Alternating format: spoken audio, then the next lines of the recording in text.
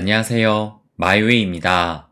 즐거운 크리스마스 잘 보내셨어요? 저도 가족들하고 행복한 시간을 보냈는데요. 아이들이 있는 집에서 이 크리스마스의 하이라이트는 아마 크리스마스 아침에 일어나서 크리스마스 트리 앞에서 하는 이 선물 개봉일 거예요. 그래서 저희 두 딸 아이도 아침에 일어나가지고 거실로 가서 크리스마스 트리 앞에 놓여진 그 선물을 보더니 너무 좋아하면서 방방 뛰더라고요. 그리고 또 세상 참 좋아졌다고 느낀 게 이 산타 어플이라는 게 있어요. 여기 보시면 이 사진들처럼 내가 사진을 찍으면 이 산타 할아버지의 사진을 이렇게 합성을 할 수가 있습니다. 언뜻 보면 되게 그럴싸해 보여요. 그래서 저희 집도 전날에 이 크리스마스 트리 앞에 이런 식으로 선물을 놓아두고 옆에다가 이렇게 산타 할아버지의 모습을 합성을 해서 아이들한테 보여줬어요. 그랬더니 너무 신기하면서 좋아하더라고요. 이게 어른들의 눈으로 보면 딱 봐도 합성이라는 게 보이지만 아이들 눈에는 전혀 합성이라는 것을 알아채지를 못합니다. 정말 아이들은 보이는 대로 믿는 그런 순수함을 가지고 있더라고요. 참 어른들의 세상도 보이는 대로 믿을 수만 있다면 얼마나 좋을까?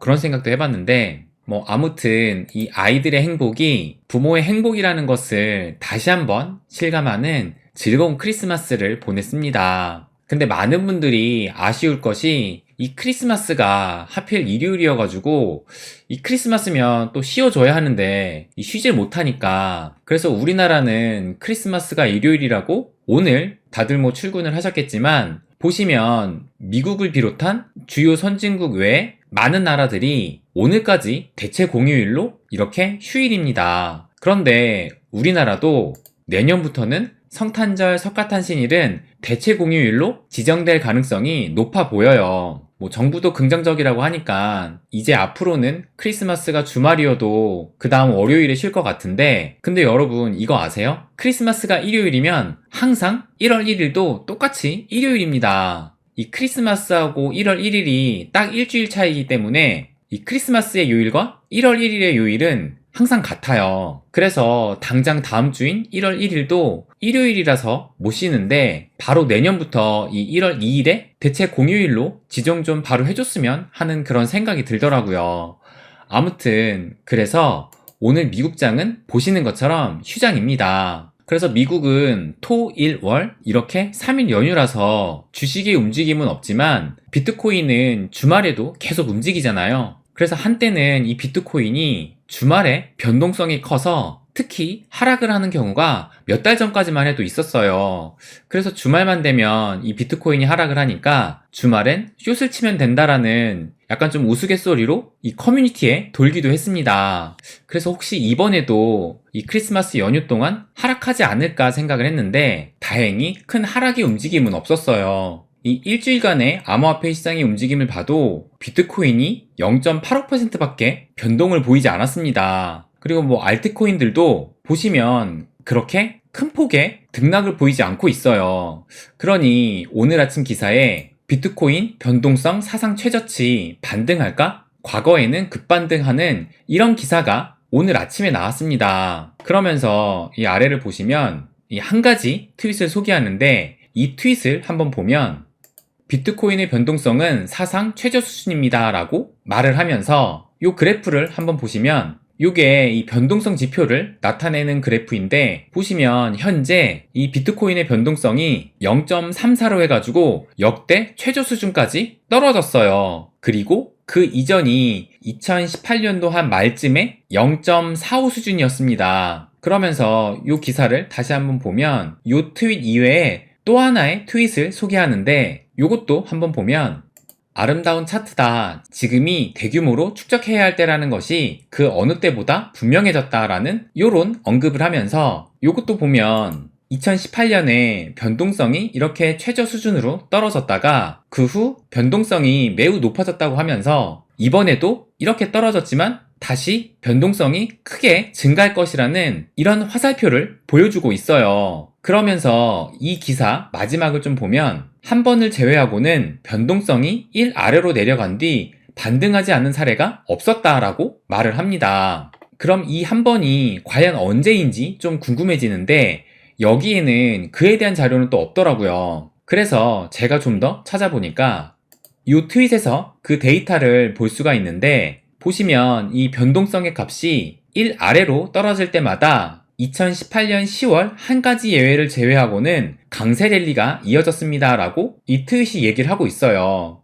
그러면서 이 하나의 차트도 함께 보여주는데, 이것도 같이 한번 보시면 여기 지금 숫자가 좀 작게 보이지만 여기가 이 변동성이 1.0인 요 선이 1.0을 가리키는 선이고, 이 변동성의 값인 이 1을 터치했거나 아래로 내려간 적을 살펴보면, 보시면 2017년 1월에 이렇게 변동성이 1 아래로 떨어졌고, 또 2018년 10월에 1 아래로 떨어졌고, 또 2019년 3월, 2020년 7월, 2020년 10월 해서 이렇게 총 5번의 경우가 비트코인의 변동성이 1 아래로 떨어졌던 상황입니다. 그리고 현재인 2022년 12월까지 합하면 총 6번의 비트코인 변동성이 1 아래로 떨어졌다는 것을 확인할 수가 있습니다. 그럼 언제 올랐냐 살펴보면 이 초록 색깔의 4개의 시점에서 보시는 것처럼 변동성이 이렇게 떨어지고 다시 튀어오르면서 비트코인 가격도 상승을 했어요. 마찬가지로 이때도 변동성이 떨어졌다가 올라가면서 가격도 상승을 했고, 이때도 변동성이 떨어졌다가 올라가면서 가격이 상승했고, 이때 역시 떨어졌다가 변동성이 상승하면서 가격 역시 상승했던 것을 알 수가 있습니다. 그런데 딱 한 번인 이 빨간색의 이 시점에서 변동성이 떨어지고 다시 올라왔는데 가격은 보시는 것처럼 이렇게 하락을 했어요. 근데 이때가 언제냐? 바로 2018년 10월. 그러니까 이때가 비트코인이 한 6,000달러 선에서 3,000달러대로 반토막이 된 바로 그때이고, 또 이때가 비트코인의 변동성이 이 5번 중에서 가장 낮았던 시기입니다. 그리고 지금은 이때인 2018년 10월보다도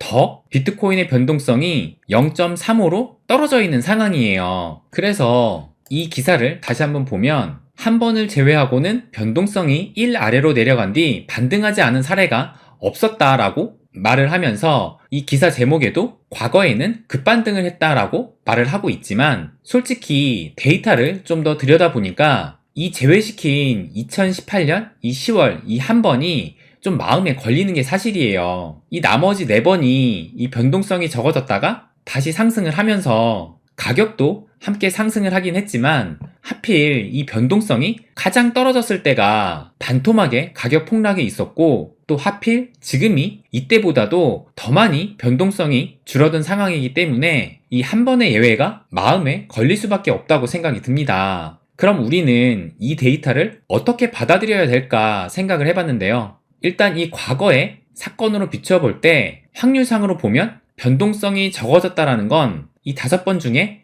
4번은 상승을 했으니까 80%의 확률로 상승의 가능성은 더 높다고 볼 수가 있어요. 하지만 이 한 번에 나머지 20%의 하락한 점도 무시할 수는 없다고 보여집니다. 만약 20%의 확률이지만 이 2018년 시나리오대로 간다면, 그렇다면 이때 변동성의 움직임과 가격 움직임을 함께 다시 한번 보면 변동성이 최저를 찍다가 가격도 하락을 하니까 다시 변동성이 이렇게 상승을 했어요. 그러면서 시간이 갈수록 이렇게 변동성이 다시 내려오면서 비트코인의 가격도 이렇게 바닥을 다져갑니다. 그러다가 이 변동성이 다시 1 아래로 떨어지니까 그 이후로 비트코인의 가격이 이렇게 급등을 하면서 상승세를 타게 돼요. 그렇다면 이번에도 가격이 여기서 설령 이렇게 떨어지게 되면, 그러면 변동성이 이렇게 다시 상승을 할 것이고, 그 이후에 비트코인 가격은 이렇게 좀 바닥을 다지다가 변동성은 또 다시 하락을 하면서, 그 이후에 비트코인 변동성이 다시 상승을 하면서 가격도 다시 이렇게 상승을 하는 이런 시나리오도 생각을 해볼 수가 있고, 그렇다면 다음의 하락은 찐 바닥일 가능성도 높다고 볼 수가 있습니다. 그리고 그렇다면 그 시기는 조금이라도 더 담아야 할 시기라고 볼 수도 있어요.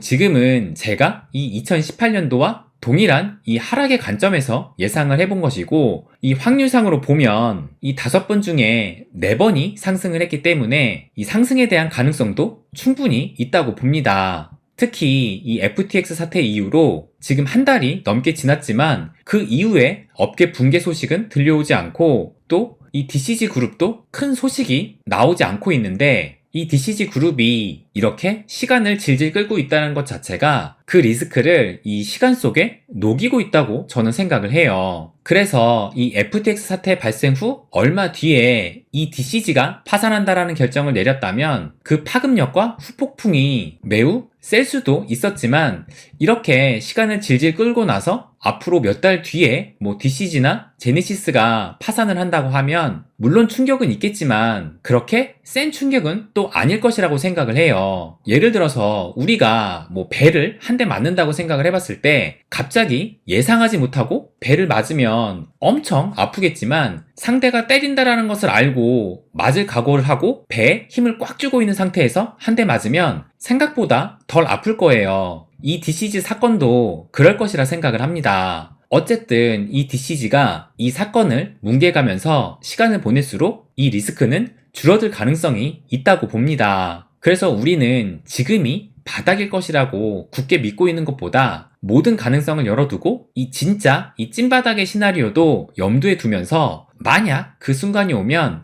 예상했던 그때구나 생각을 하면서 또 한편으로는 기회로 삼고 어쨌든 우리의 목표는 끝까지 살아남기로 가야 하지 않을까 생각을 합니다. 제가 한동안 이 비트코인 적립투자 프로젝트 비저프에 대해서 말씀을 안 드렸는데 지금도 여전히 매주 월요일마다 비트코인을 매수하고 있고 또 저뿐만 아니라 많은 이 카페 회원분들하고 함께 비저프를 하고 있어요.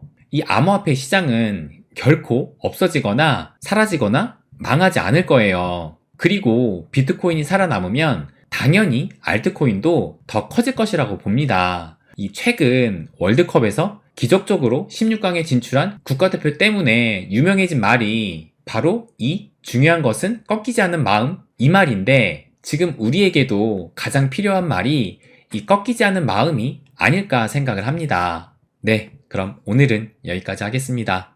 항상 제 이야기 끝까지 들어주셔서 감사드립니다. 부자가 되는 길, 마이 웨이.